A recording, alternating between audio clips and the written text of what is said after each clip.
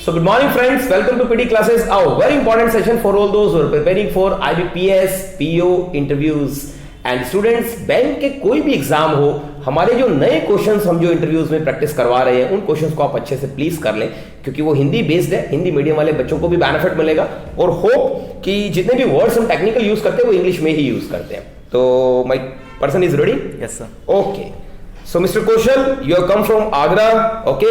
You Uttar Pradesh. Yes, sir. Welcome to PD classes. Okay, Mr. Kaushal, आज मैं आपसे सारे बैंकिंग के बहुत से टफ टर्म्स पूछने वाला हूँ। तो पहले मुझे ये बताइए आरबीआई के प्रेजेंट गवर्नर और 4 डिप्टी गवर्नर्स के नाम बता दीजिए।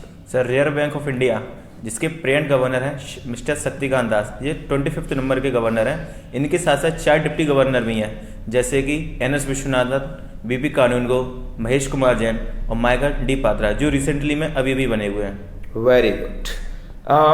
एनएचपी क्या होता है? NHB stands for national housing bank. ये आरबीआई की सब्सिडरी हुआ करती थी लेकिन आरबीआई ने अपनी 100% स्टेक अब एनएचबी को बेच दी। एनएचबी हमारे देश में जितने भी होम लोन देती हैं उन कंपनियों को रेगुलेट करता है। एनएचबी की एस्टेब्लिशमेंट 1988 में हुई थी और इसके प्रेजेंट चेयरमैन शरद कुमार होता है जिनको एस के होता के नाम से जाना जाता है। Very good. हमारे स्टूडेंट्स को हम बता देते हैं भाई, हमारा स्टूडेंट कौशल एलआईसी में भी सिलेक्ट हो चुके हैं और दूसरी अच्छी बात आईबीपीएस पीओ के लिए ऑलरेडी तैयारी करने के लिए हमारे पास 7 दिन के लिए यहाँ आए हैं। अपने देश की टकसाल्स कहाँ है? सर, टकसाल वो जगह होती है जहाँ पे कॉइन मिंट होते हैं। एग्री। और हमारे देश में 4 टकसाल हैं, Noida, Hyderabad, Kolkata and Mumbai. Very good. Government of India किस एक्ट के थ्रू कॉइन इशू करती है? सर, गवर्नमेंट ऑफ इंडिया को जो कॉइन इशू करने की पावर मिलती है वो करने की पावर मिलती है कॉइनेज एक्ट 2011 के थ्रू। ओके। आरबीआई किस सिस्टम के तहत नोट छापता है? आरबीआई एक एमआरएस सिस्टम के तहत नोट छापता है। MRS stand for minimum reserve system. इसके अंतर्गत आरबीआई को 200 करोड़ रुपए का रिजर्व मेंटेन करना पड़ता है, जिसको 115 करोड़ का तो गोल्ड और गवर्नमेंट सिक्योरिटीज होती हैं और 85 करोड़ रुपए का फॉरेन एक्सचेंज होता है। सर, कॉल मनी क्या होता है? जैसे कि सर हमारी बैंक आरबीआई से लोन लेती है तो उनके लिए आरबीआई ने कई लोन रेट निर्धारित कर दी हैं जैसे कि repo rate, MSF, reverse repo rate. लेकिन अगर हमारी बैंकों को एक दूसरे बैंक से लोन लेना होता है तो हमारे ये टर्म्स आते हैं जैसे कि कॉल मनी ओवरनाइट लोन लेने की फैसिलिटी होती है। जैसे हमारी बैंक आरबीआई से लेती हैं वो एमएसएफ के थ्रू लेती हैं। नोटिस मनी क्या होता है? नोटिस मनी भी बैंक टू बैंक लोन लेने का प्रोसीजर है। इसके अंतर्गत जो लोन का टाइम पीरियड होता है वो 2 से 14 दिन का होता है। Sir, okay. और टर्म मनी? सर, 15 से लेके 364 दिन या 1 साल जिसे हम कहते हैं वो टर्म मनी के अंदर आता है। इसमें भी bank to bank loan provide किए जाते हैं। Sir, okay. बैंकिंग ऑम्बर्समेंट में एपेलेट अथॉरिटी क्या होती है?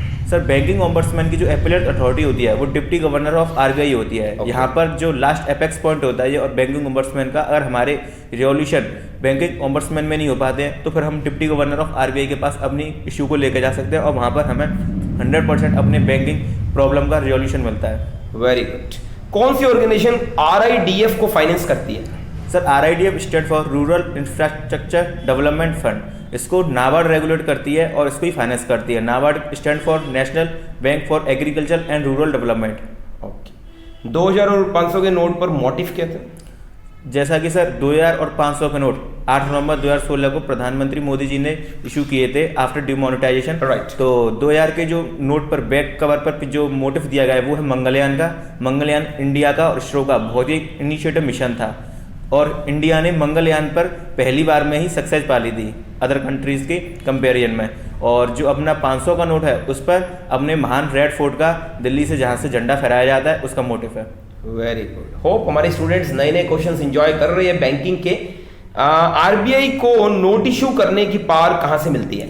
आरबीआई को नोट इशू करने की power section 22 of RBI act 1934 के तहत मिलती है। Sir, okay. ट्रैंक्वेटेड चेक क्या है? जैसा कि सर 2010 में एक सीटीएस का कंसेप्ट आया था जिसका मतलब होता था चेक ट्रैंक्वेटेड सिस्टम। इसमें हमें चेक को फिजिकली मूवमेंट नहीं करना पड़ता था। तो ट्रैंक्वेटेड उसी का एक पार्ट है जो चेक की स्कैन फॉर्म होती है। भीम ऐप कितनी लैंग्वेज सपोर्ट करता है? Sir, Bhim stand for Bharat interface for money. Bhim में एट प्रेजेंट 13 लैंग्वेज सपोर्ट की जाती है। आरबीआई में डेसिबल सिस्टम कब से अपनाया? सर, आरबीआई ने डेसिमल सिस्टम 1957 से अपनाया। इससे पहले 1 रुपया 1 रुपया के बराबर होता था, लेकिन 1957 में डेसिमल सिस्टम आने से 1 रुपया हमारा 100 पैसे के बराबर हो गया, या 2 50 पैसे मिलके 1 रुपया बनाएंगे। Very good. एफडीआई का मिनिमम मैच्योरिटी पीरियड कितना है सर, एफडी का? फॉरेन हम जो एफडी नॉर्मल करवाते हैं अपने बैंक्स वगैरह में। Yes sir, FD stand for fix deposit. Yes. और इसका जो मिनिमम मैच्योरिटी पीरियड होता है वो 7 दिन से पहले, 7 दिन तक का होता है। हम अपनी एफडी को 7 दिन से पहले प्री मैच्योरिटी पर बंद नहीं करा सकते। अपने देश की नेशनल इनकम कौन कैलकुलेट करता है? सर, हमारे देश की जो एट पेरेंट नेशनल इनकम कैलकुलेट करता है वो करता है CSO. CSO stand for central statistical organisation. इससे पहले हमारे देश की जो नेशनल इनकम कैलकुलेट करता था वो एनएसओ और एनएसएसओ मिलकर करते थे, लेकिन NSO that stand for national statistical organisation and NSSO national sample survey organisation, इन दोनों को मर्ज करके एक नई बॉडी बनाएगी जिसका नाम था सीएसओ। अब एट पेरेंट सीएसओ हमारे देश की नेशनल इनकम को कैलकुलेट करती है। Very good. आईसीसी के बारे में बताओ। ICC, yes sir, ICC stand for international cricket council, जिसका एट प्रेजेंट हेडक्वार्टर दुबई में, और इसके जो सर हेड हैं वो हैं अपने, बड़ी प्राउड की बात है कि अपने इंडियन है और वो शशांक मनोहर हैं। और जिसकी जो सीई हैं वो भी हमारी बड़ी प्राउड की बात है कि वो भी इंडियन है, उनका नाम मनु शाहनी है। और इसके जो प्रेसिडेंट है वो मुस्तफ़ा कमाल हैं जो पाकिस्तान से बिलोंग करते हैं। जीएसटी में कितनी टैक्स स्लैब है? Sir, GST stand for goods and services tax. GST में 5 तरह की टैक्स स्लैब इंट्रोड्यूस की गई हैं, that are 0%, 5%, 12%, 18% and 28%। Okay. UPI पर चार्ज लगाने वाला पहला बैंक कौन सा था? सर, यूपीआई पर पहला चार्ज लगाया था वो एक प्राइवेट बैंक था, उसका नाम था कोटक महिंद्रा बैंक, जिसके हेड हैं उदय कोटक। Very good. देश का पहला एटीएम किस बैंक ने लगाया? सर, देश का पहला एटीएम एक फॉरेन बैंक थी जिसका नाम था HSBC bank. HSBC stand for Hong Kong Shanghai banking corporation, जिसका हेडक्वार्टर यूके में। ओके। ARC, इससे क्या समझते हैं आप? सर, जैसा कि हमारे देश में एनपीए की बैंकिंग के लिए बहुत बड़ी प्रॉब्लम है, तो एनपीए को रिजॉल्व करने के लिए हमारी गवर्नमेंट ऑफ इंडिया ने सरफेसी एक्ट लाया। SARFAESI act stand for securitisation and reconstruction of financial assets and securitisation interest act 2002।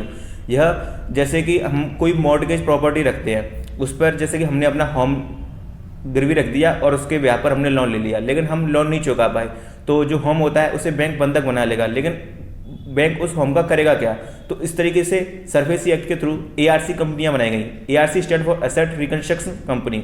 तो बैंक सरफेसी एक्ट के थ्रू पावर पा के एआरसी को इन्वाइट करेगा, वो उस जो बिल्डिंग है उसको देखेंगी, उसका मुआयना करेंगी और उसकी एक वैल्यू लगाएंगी, और फिर उसी बिल्डिंग को रिनोवेट करके कुछ मॉल भी बना सकती हैं, कोई प्रॉपर्टी बना सकती हैं, और फिर उसका एक अच्छा अमाउंट गेन करती हैं। तो ये एआरसी को का मत कार्य है सर। Very good. NCLT का फुल फॉर्म बताओ। Sir, NCLT stand for national company law tribunal. जैसा कि अपनी कंपनियों को पहले कंपनी एक्ट 1956 के तहत स्थापित करना पड़ता था, लेकिन इसमें एक अमेंडमेंट आया, उसके तहत अब कंपनी एक्ट 2013 के तहत कंपनियां हमारे कंट्री में एस्टेब्लिश होती हैं। और कंपनी से रिलेटेड कोई रिजोल्यूशन है या कोई इशू है तो हमारे वो NCLT के अंतर्गत आते हैं। RBI का कस्टमर ग्रीवेंस रेजोल्यूशन पोर्टल का नाम क्या है, और ये अभी लॉन्च हुआ है जो रिसेंटली? Yes sir. सर, अभी आरबीआई ने कस्टमर से रिलेटेड कस्टमर की ग्रीवेंसेस से रिलेटेड एक पोर्टल लॉन्च किया था जिसका नाम था CMS portal. And CMS stands for customer management system, complaint management system.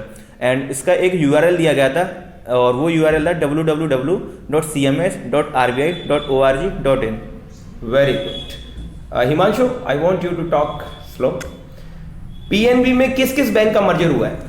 जैसा कि सर अभी हमारी जो फाइनेंस मिनिस्टर है निर्मला सीतारमण, उन्होंने बताया कि वो एक हाई लेवल का मर्जर कर रहे हैं। तो PNB में 2 बैंक मर्ज हो जाएंगी, एक तो है sir OBC oriental bank of commerce, and एक है यूनाइटेड बैंक ऑफ इंडिया। इसके बाद वो कौन से नंबर का बन जाएगा? सर, इसके बाद वो हमारे देश का दूसरे नंबर का सबसे बड़ा बैंक बन जाएगा। पहले पर SBI रहेगा, दूसरे पर PNB रहेगा, जिसकी तीनों को मिलाकर कैपिटल जब आफ्टर मर्जर 1 अप्रैल 2020 से इफेक्टिव हो जाएगा तो इनकी जो ऑथराइज्ड कैपिटल हो जाएगी वो 17.95 लाख करोड़ हो जाएगी। देश में एट प्रेजेंट बैंकिंग लोकपाल में ऑफिस कितने ऑफिस हैं? सर, देश में एट प्रेजेंट बैंकिंग लोकपाल की 22 ऑफिस हैं। इससे पहले 21 ऑफिस हुआ करती थी, लेकिन एट प्रेजेंट दिल्ली में जो दिल्ली की तीसरी ऑफिस खुली है तो इसके साथ ये 22 ऑफिस हो गई हैं। लोकपाल का स्लोगन क्या है? सर, लोकपाल का अभी भी स्लोगन इशू किया गया था जिसका स्लोगन था माँ गृध्या कश्य विधानम, और अभी लोकपाल का लोगो भी आया था जिसको प्रदीप मिश्रा ने डिजाइन किया था। लोकपाल के लोगो में 3 चीज़ें हैं, एक तो किताब है जिसको लोकपाल जो ओम्बड्समैन है वो अपने हाथों पर इस तरीके की पोजीशन में पकड़े हुए हैं। Yes. और पीछे हमारे देश का जो चक्र होता है झंडे में वो लगा हुआ है। राइट। कमोडिटी क्या होती है? सर, कमोडिटी ऐसी चीज़ें होती हैं जिनको हम लैब में नहीं बना सकते, जो हमारी नेचुरल मेड होती हैं। जैसे कि अपना अनाज हुआ, चावल हुआ। और कितने तरह की? सर 2 तरीके की होती है नॉर्मली, सॉफ्ट कमोडिटी और हार्ड कमोडिटी। सॉफ्ट कमोडिटी के अंतर्गत वो कमोडिटी आती हैं जैसे कि अपनी एग्रीकल्चर प्रोडक्ट्स और व्हीट वगैरह, शुगर वगैरह। और हार्ड कमोडिटी के अंतर्गत वो वाली प्रोडक्ट्स आती हैं जैसे कि अपने मेटल्स होते हैं, गोल्ड हुआ, सिल्वर हुआ, आयरन हुआ, एल्यूमिनियम हुआ। मोनोपोली मार्केट क्या होता है? मोनोपोली मार्केट एक मार्केट की फॉर्म है जिसमें सर की जो मार्केट होता है वो रेस्ट्रिक्शंस लगाता है कि इसमें सिर्फ एक ही कंपनी वर्क करेगी और किसी भी तरीके का कोई भी एंट्री नहीं हो सकता। जैसे कि इसका एक बहुत बड़ा एग्जांपल है अपना इंडियन रेलवे। अपने रेलवे का पूरे इंडिया में ऑपरेटर सिर्फ गवर्नमेंट है, इंडियन रेलवे, और कोई भी कंपनी इसको इंडियन रेलवे को ऑपरेट नहीं करती। तो ये एक मोनोपोली मार्केट का बहुत बड़ा एग्जाम्पल है। देश के 15वें वित्त आयोग कौन है? सर देश के 15वें वित्त आयोग आदरणीय अजय नारायण झा हैं, जिनको AN झा के नाम से जाना जाता है। PSL के अंतर्गत एजुकेशन लोन के क्या नॉर्म्स हैं? Sir PSL stand for priority sector lending. इसके अंतर्गत बैंकों को कई रेस्ट्रिक्शंस लगाए हैं कि उनको अपना जो ENBC adjusted net bank credit का सर्टेन परसेंटेज PSL के अंतर्गत देना पड़ेगा। और PSL के अंतर्गत ही एजुकेशन पार्ट आता है। तो एजुकेशन लोन जो इंडिया के बच्चों को मिलेगा वो तो 10 लाख तक का मिलेगा, और जो इंडिया से बाहर पढ़ने आएंगे फॉरेन स्टडी के लिए उनको मैक्सिमम PSL के अंतर्गत 20 लाख तक का लोन मिलेगा। IRDAI का क्या काम है? सर IRDAI एडा stand for insurance regulatory development authority of India. इसका जो हेडक्वार्टर है वो हैदराबाद में, और इरडाई का वर्क है जितने भी अपने देश में इंश्योरेंस कंपनी है उनको रेगुलेट करना। इसके जो प्रेजेंट हेड हैं वो सुरेश माथुर हैं। ओके हिमांशु बेटा आप स्लो बोलो। BIRD, इससे आप क्या समझते हो? Sir BIRD stand for bankers institute for rural development. जितनी भी नाबार्ड में रिक्रूटमेंट होती हैं तो उसके अंतर्गत जितने भी कैंडिडेट आते हैं तो उनकी जो ट्रेनिंग होती है वो BIRD इंस्टीट्यूट में होती है। ADB का हेडक्वार्टर कहाँ है और हेड कौन है इनके? Sir ADB stand for Asian development bank. इसका जो हेडक्वार्टर है वो मंडालुयोंग मनीला फिलीपींस में, और इसके रिसेंटली नए नए हेड बने हैं मात्सुकु असाकावा जो जापान से बिलोंग करते हैं, और इससे पहले हुआ करते थे वो भी जापान के थे, ताकेहिके नकाओ। अभी जो वर्चुअल असिस्टेंट किस बैंक ने लॉन्च किया? सर अभी करके जो वर्चुअल असिस्टेंट रोबोट है वो आंध्रा बैंक ने लॉन्च किया। ओके कौन सी 3 इंश्योरेंस कंपनी मर्ज होने वाली? सर अभी भी इरडाई ने 3 जो गवर्नमेंट अंडरटेकिंग कंपनी है उनको मर्ज करने का प्रावधान किया है, जैसे कि आपका United India insurance company, national insurance company and oriental insurance company. इसके मर्जर के बाद ये तीनों जो जनरल इंश्योरेंस की बहुत बड़ी कंपनी बन जाएंगी, और मर्जर के बाद गवर्नमेंट ऑफ इंडिया इनमें 12,000 करोड़ की कैपिटल भी इन्फ्यूज करेगी। कमिंग राउंड द माउंटेन किसकी बुक है? Sir coming round the mountain एक बहुत ही फेमस राइटर हैं जिनका नाम है रस्किन बॉन्ड, उन्होंने लिखी है। अभी हाल ही में बुकर इंटरनेशनल प्राइज किनको मिला? सर अभी हाल ही में जो बुकर इंटरनेशनल प्राइज मिला है वो मिला है मार्गरेट एटवुड एंड बर्नार्डिन एवरेस्टो। इनकी 2 बुक थी, मार्गरेट एटवुड की थी द टेस्टामेंट एंड बर्नार्डिन एवरेस्टो की थी गर्ल वुमेन एंड अदर। ये बहुत ही अच्छी बुक थी, और जो गर्ल वुमेन एंड अदर थी वो काफ़ी वुमेन एम्पावरमेंट पे फोकस कर रही थी। इसमें इंडिया की एक बुक भी वो हुई थी नॉमिनेट, लेकिन उसको मिल नहीं पाया, वो थी सलमान रशीदी की द किशोर्स। IRNSS NSS यस सर, क्या समझते हो? Sir IRNS stand for Indian regional navigation satellite system. जैसा कि सर GPS होता है जिसको हम यूज करते हैं, तो GPS जैसे कि स्टैंड करता है ग्लोबल पोजिशनिंग सिस्टम, जो हमें मैप की फैसिलिटी प्रोवाइड कराता है। तो इसका जो ऑपरेटर है वो US है, लेकिन IRSS इसको इंडियन डिजाइन किया है इसरो के कोलैबोरेशन के साथ मिलकर। लेकिन इसकी रेस्ट्रिक्शंस ये हैं कि ये सिर्फ इंडिया को ही कवर करेगा और इंडिया को GPS की तरह फैसिलिटी प्रोवाइड कराएगा। RBI के डिजिटल पेमेंट के लिए जो कमेटी बनाई उनके हेड कौन है? सर RBI ने डिजिटल पेमेंट कमेटी बनाई थी डिजिटल पेमेंट के लिए, तो उसके हेड बनाए गए थे नंदन नीलकणी। ये इन्फोसिस के पहले चेयरमैन रहे थे, और इन्होंने कई पैरामीटर्स दिए थे, जैसे कि अब हम देख रहे हैं कि NEFT फ्री ऑफ कॉस्ट हो गया है, तो वो इन्हीं की रिकमेंडेशन पर लगाया गया था। RTGS भी फ्री ऑफ कॉस्ट है, वो भी इन्हीं की रिकमेंडेशन पर लगाया था। और NEFT पहले सर 24/7 सर्विसेज नहीं थी, लेकिन अब ये 24/7 सर्विसेज हो गई है। ये भी पैरामीटर नंदन नीलकणी ने पेश किए थे RBI के अंतर्गत। इकोनॉमिक्स में किसको नोबेल अवार्ड मिला है? सर अभी जो स्वीडन का शहर है, स्वीडन में इकोनॉमिक्स में भी नोबेल प्राइज डिस्ट्रीब्यूट किए गए थे। तो हमारे लिए बड़ी गर्व की बात है कि इसमें एक इंडियन को इकोनॉमिक्स में मिला था, जिनका नाम था अभिजीत बनर्जी, और उनकी वाइफ थी एस्थर डफलो, उनको भी मिला था। और एक पर्सन और थे, उनका नाम था माइकल क्रेगर। और जो अभिजीत बनर्जी हैं वो अपने इंडिया के बॉम्बे से बिलोंग करते हैं। ओके एप्पल ने किस बैंक के साथ मिलकर क्रेडिट कार्ड लॉन्च किया है? सर एप्पल ने एक कंपनी थी जिसका नाम था गोल्डमैन सैक्स, उसके साथ मिलकर क्रेडिट कार्ड लॉन्च किया है। मेडिसिन फ्रॉम द स्काई किस स्टेट गवर्नमेंट की योजना है? Sir medicine from the sky Telangana state की एक महत्वाकांक्षी योजना है। इसको वर्ल्ड इकोनॉमिक फोरम के कोलेबोरेशन के साथ लॉन्च किया गया है। इसके जरिए जो भी नीडी पर्सन होंगे जिनको जरूरत है दवाइयों की, वो सिंगल क्लिक के अंतर्गत ड्रोन के थ्रू उनको मेडिसिन की फैसिलिटी प्रोवाइड कराई जाएगी। आपके खुद के स्टेट की कोई योजना बताओ। सर जैसा कि मैं यूपी से बिलोंग करता हूं, तो वहाँ के जो सीएम हैं मुख्यमंत्री योगी आदित्यनाथ, उन्होंने वुमेन एम्पावरमेंट को बढ़ावा देने के लिए एक बहुत ही अच्छी योजना शुरू की है फिलहाल में, जिसका नाम है मुख्यमंत्री कन्या सुमंगल योजना। तो जो कन्या को जन्म के समय पर ही 15,000 रुपये दिए जाएंगे, जिससे कि उसका पेट के अंदर ही गर्भ में हत्या न की जाए और उसके पालन पोषण और उसके फ्यूचर के लिए 15,000 रुपये से उसका कम से कम पोषण किया जाए, जो हमारे देश के लिए बहुत ही जरूरी है। वुमेन एम्पावरमेंट बहुत जरूरी है। Women empowerment is very necessary I can Yes, sir. से। और रफाल कौन सी कंट्री से इंडिया लिया गया और कौन सी कंपनी बनाती है? सर रफाल जेट जो है इसको इंडिया ने फ्रांस से लिया गया है। Right. और इसको जो कंपनी बनाती है वो दशोल्ट कंपनी बनाती है, और ये बहुत ही अपनी किस्म में एक अच्छा जेट प्लेन है काफ़ी। इंडसइंड बैंक के एमडी और सीईओ बताइए हमें। सर ये अभी रिसेंटली बने हैं इंडसइंड बैंक के एमडी एंड सीईओ, इनका नाम है सुमंत कटपालिया। ओके। अभी अभी रिसेंटली कौन सा बैंक पीएसए फ्रेमवर्क से बाहर आया है? सर अभी आईडीबीआई बैंक पीसीए फ्रेमवर्क की फुल फॉर्म तो बताइए। Yes sir. Sir PCA stand for prompt corrective action. Right. Sir इसके अंतर्गत आरबीआई बैंकों पर रेस्ट्रिक्शंस लगाती हैं कि उनको कुछ लिमिट के अंदर रह के वर्क करना है। Okay. जैसे कि पीसीए को नापने के 4 पैरामीटर आरबीआई ने दिए हैं कि एक तो हर बैंक का एनपीए, जिसे नॉन परफॉर्मिंग एसेट्स बोलते हैं, वो 10% से ज़्यादा नहीं होना चाहिए। और एक होता है sir RWA, that stand for risk on weighted assets, यह 0.25% से ज़्यादा नहीं होना चाहिए। एक होता है sir CAR, capital adequacy ratio, जो इनको रिस्क से बचाता है, ये 9% से ज़्यादा नहीं होना चाहिए। और बैंकों को एक महत्वपूर्ण लीवरेज रेशियो और मेंटेन करना पड़ेगा। जो इन चीज़ों को मेंटेन कर लेगा वो पीसीए से बाहर रहेगा, अदरवाइज और इन चीज़ों को जो मेंटेन नहीं कर पाएगा वो पीसीए फ्रेमवर्क के अंतर्गत डाल दिया जाता है। उसके कई सर प्रॉस भी हैं, जैसे कि मान के चलो अगर किसी बैंक पर पीसीए लग गया तो वो अपनी ब्रांच एक्सपेंड नहीं कर सकता, ज़्यादा नई नई रिक्रूटमेंट भी नहीं कर सकता, अपने बिजनेस को एक्सपेंड नहीं कर सकता, जिससे उसे काफ़ी लॉस होगा। तो उसे एनपीए को एक लिमिट में रह के करना है।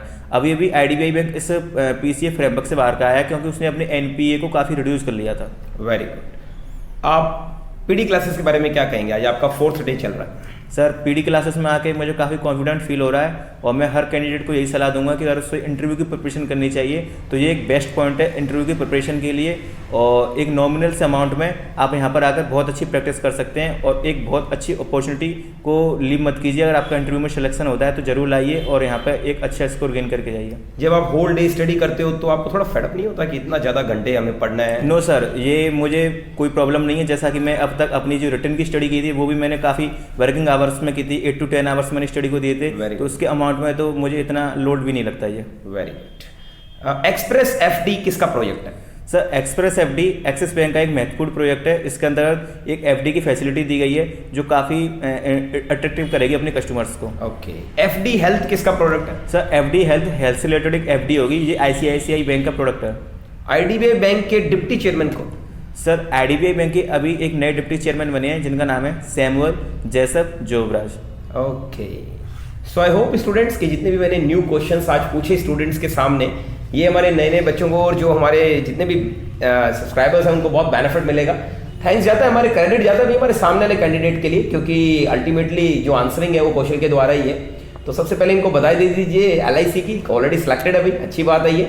और आईबीपीएस पीओ के लिए हम प्रॉमिस करते हैं इनको। आपने हमारा स्टूडेंट शिवान से देखा, आपने हमारे पास नासिक से बच्चा देखा जो हमारे पास आईबीपीएस पीओ के लिए है, पंजाब के हमने कुछ स्टूडेंट्स दिखाए, even we have student from Bihar also. So many people those who are coming from different people places, they are attaining success. तो हम चाहते हैं आप सभी ने बेस्ट विशेस दीजिए और इनके नॉलेज को बिल्कुल सैल्यूट करना चाहिए। We are proud of you. Thank you.